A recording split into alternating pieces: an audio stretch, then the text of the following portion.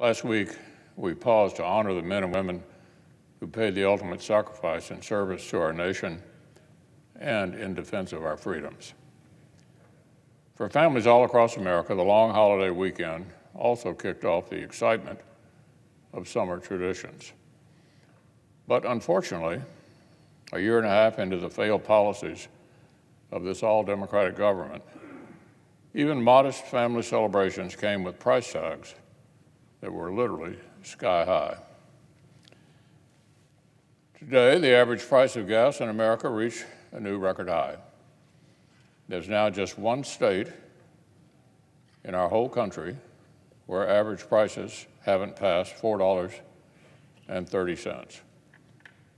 From trips across town to visits with relatives, driving is becoming an even more painful proposition for working families.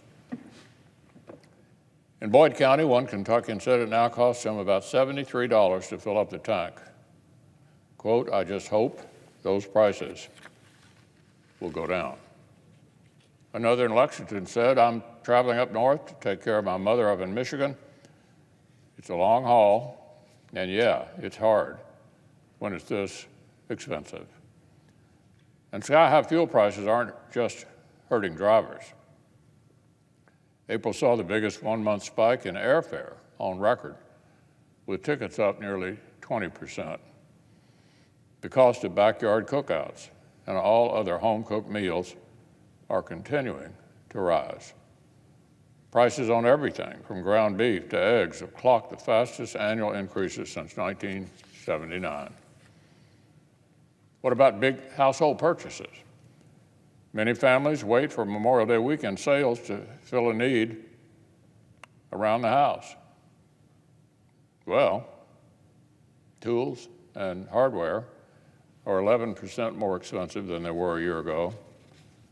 Major appliances cost 12% more, and furniture is up almost 15%.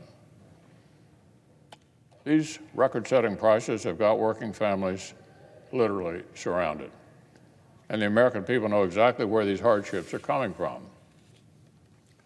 They know this pain is a direct result of the failed policies that Washington Democrats pursued, even as everybody warned their reckless spending would cause inflation. A little more than a year ago, Democrats dumped $2 trillion of liberal waste onto our economy. Their own experts told them not to do it. President Obama's top economists warned then it was, quote, "definitely too big for the moment." President Clinton's Treasury Secretary said it could, quote, "set off inflationary pressures of a kind we've not seen in a generation." And both of them said it at the time.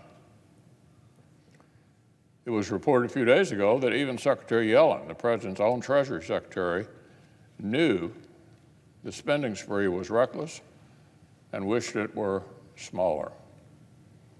But our colleague, the Democratic leader, brushed aside expert concerns, saying, quote, "I do not think the dangers of inflation, at least in the near term, are very real." Well, now his party is presiding over out-of-control inflation, the worst in 4 decades. A year-on-year inflation rate of, listen to this, 8.3%. And even that terrible number may be an understatement. In the early 1980s, right after the last bout of inflation this bad, the Bureau of Labor Statistics changed how they measure inflation. Larry Summers has co-authored a new research paper that tries to create an apples-to-apples comparison between the inflation figures today versus 40 years ago. So here's what they found. The current inflation regime is closer to that of the late 1970s than it may at first appear. In other words, Democrats have brought inflation much closer to the bad old days of the late 1970s than the official numbers even make it look. Of course, no matter which way economists measure it, the American people know historic inflation when they feel it. It's impossible to ignore, from the gas pump to the supermarket to the big box store. On Democrats' watch, working families' hard-earned dollars are buying them less and less.